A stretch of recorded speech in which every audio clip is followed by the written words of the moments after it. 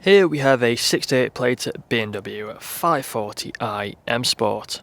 Now this vehicle comes with over £12,000 worth of optional extras, all of which are listed on the website. Just to mention a couple, we do have the M Sport Plus and also visibility packages. You'll then find the bluestone metallic paintwork. We have the gloss black front kinder grills and front splitter, LED headlights. Coming around to the passenger side, you'll also find the 20-inch gloss black alloy wheels, all of which in excellent condition and unmarked, the blue M Sport brake calipers behind.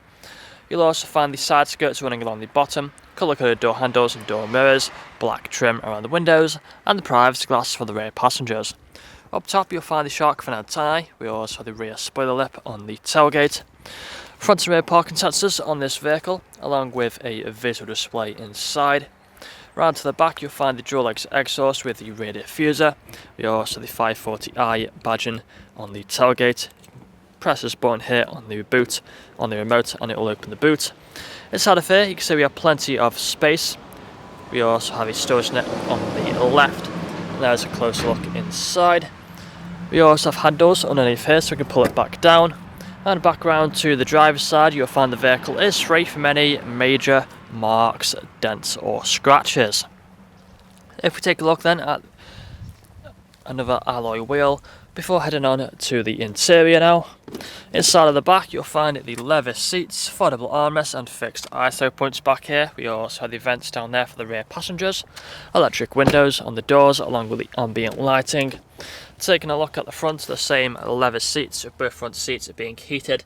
They're also electrically adjustable as well with the memory functions, Harman Kardon sound system, ambient lighting, you see running across the doors, electric windows and electric mirrors, automatic lights, automatic wipers, multifunctional steering wheel. Take a seat inside and you'll find the digital dashboard here in front of us.